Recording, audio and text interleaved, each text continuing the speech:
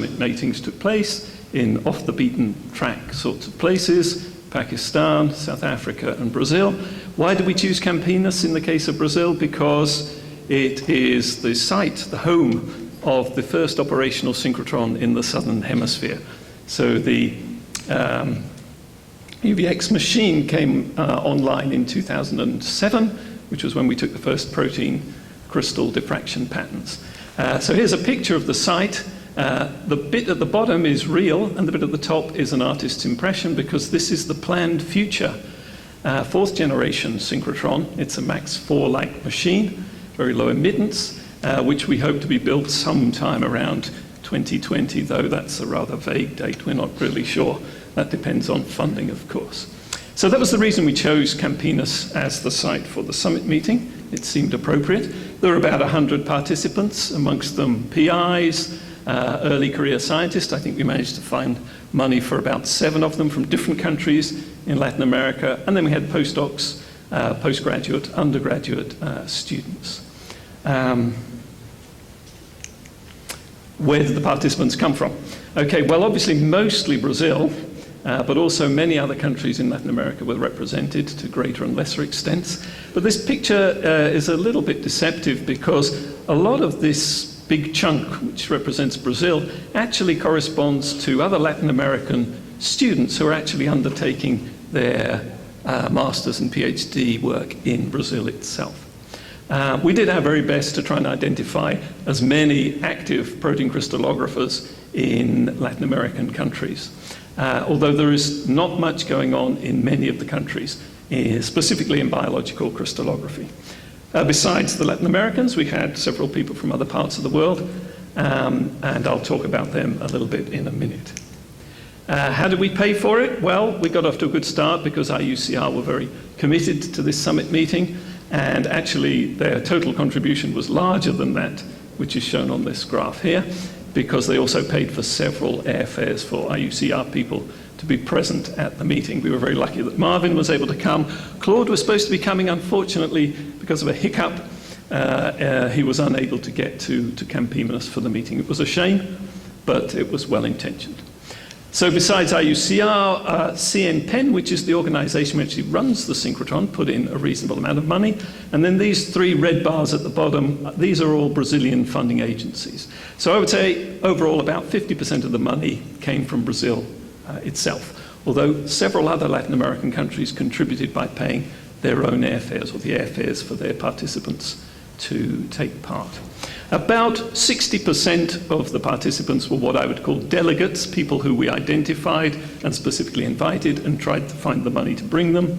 And the other 40% were mostly students who applied. We kept the number to about 100 because that was a limitation of the physical size of the lecture theatre that we intended to use. Besides that, we had some very important input from our sponsors. They're listed up here. They were very happy about the meeting. Actually, one of them came up to me at the end and asked, "Do you intend to organize this again next year?" Which seemed an interesting question, to which the only answer I could come up with was maybe in 100 years. Although hopefully it won't take quite that long to have a similar event in Campinas once again. Can't go any further without mentioning this guy. He was the guy he's an ex-student of mine who works at the synchrotron lab itself, and he was the guy who really rolled up his shirt sleeves, as you can see, and did most of the hard work in making this summit happen.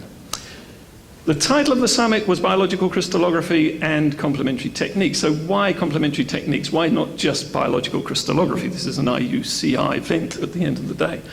And there were 3 reasons, really. One, a lack of critical mass in biological crystallography in many countries in the region.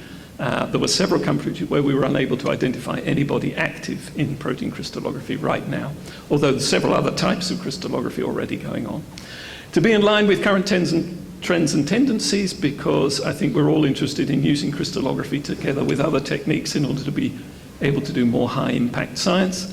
And also, if the idea is to expand the use of crystallography, we need to be talking to people who currently do not consider themselves to be crystallographers. So we had talks, for example, from Daniel Garratt from Peru on optical tweezers. We had a couple of talks from Ana Carolina Zeri and Alejandro Villa on NMR. and a couple of talks from Raul Padron from Venezuela and Rodrigo Portugal from Brazil on electron microscopy. And I think that enriched the event and the discussion, seeing how these techniques can work together. But of course the main focus was crystallography itself, so we had a little bit of past, present and future. Glaucius Oliva, who spoke at the opening ceremony in Paris last year, gave a talk on the past and present of protein crystallography in Latin America, and then Antonio José Roque da Silva, who is the current director of the synchrotron lab, talked about the future plans for the Sirius machine, which, as I say, hopefully will be up and running by the end of the decade. We were very lucky that Ada Yonath accepted to come and give the opening plenary lecture, and I think this served as a great example to all of us, and principally to the students. Ada, a woman from a small country who spent decades working on a fundamental biological problem and then solving it, told a story which for the students was absolutely fantastic and highly motivational, and she received a standing ovation at the end of her talk. So we were very happy to have her there, and she seemed to enjoy herself also. So besides the oral presentations, the commercial exhibition, which I've already mentioned, Lydia Brito made a super effort, a special effort to get there. She had a very difficult agenda, but she managed to fit us in, and it was really important that she was there representing UNESCO. IYCr were obviously present. We had a roundtable discussion, which I'll talk about in a minute, very active poster sessions, and a press conference where we invited not only the principal speakers, but also science policy makers to come and talk to local journalists. And this is just a list of all of the sites where reports were published in both the local and national press. So I think we had very good coverage overall. So there was a roundtable discussion. We entitled it A View from Abroad. What we did here was to bring 4 expatriates, originally from countries in Latin America, but who have undertaken most of their career abroad. We brought them back and got them to talk about their experiences. So we had participants from Colombia, Brazil, Chile, and Argentina telling us about their experience, why they left Latin America to do research abroad. Was it a lack of infrastructure? Was it problems with the political situation during the military government? Telling us what they've done, telling us why they left, and telling us how they see things to have changed over the years in our part of the world. Actually, talking to the students afterwards, it seems that this roundtable discussion was one of the parts they most enjoyed. So good intentions. We've heard about the signing of final petitions at all of the summit meetings. This will be a repeating theme, I'm sure. In principle, we have the intention of raising a fund which will support the development of crystallography in the region. I thought it would be more fun than just showing a bunch of old guys in suits and ties signing a piece of paper to show a long line of students queuing up to sign this document, which was subsequently sent on to IYCr and UNESCO. So initiatives for organizing crystallography in Latin America. LACA you've heard a little bit about and we'll hear more about during the event. Diego has basically summarized what LACA is and what its intentions are. It's a very new regional affiliate of IYCr. But there's a slightly older organization, more specific to biological crystallography, something called SipN, which using very small amounts of money has been running schools and exchange programs since 2009, approximately. And this is Alejandro Busquiazo from Uruguay, telling us a little bit about how that outfit operates. How did we do at the end of the day? Well, we did a small quiz, not a quiz, what do you call it? A questionnaire at the end of the event to see what people had thought. And for the organizer, it was very satisfying to see that both the scientific program and the opportunities for interaction and networking were 2 of the most best evaluated items on the list. So we were fairly happy at the end of the day that we did a reasonable job. Everyone seemed very happy with the opportunity to interact with one another, and I'm fairly confident that new collaborations were established during the event.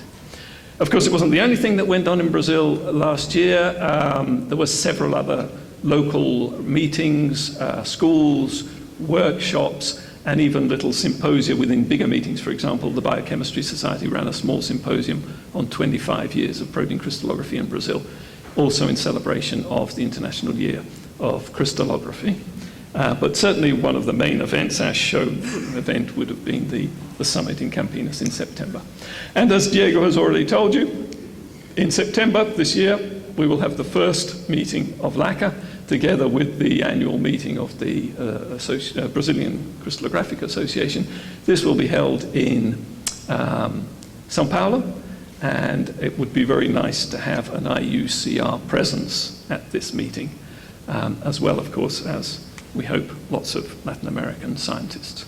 So I don't know how long that took me, but that's all I've got to tell you. Thank you for listening. Very much.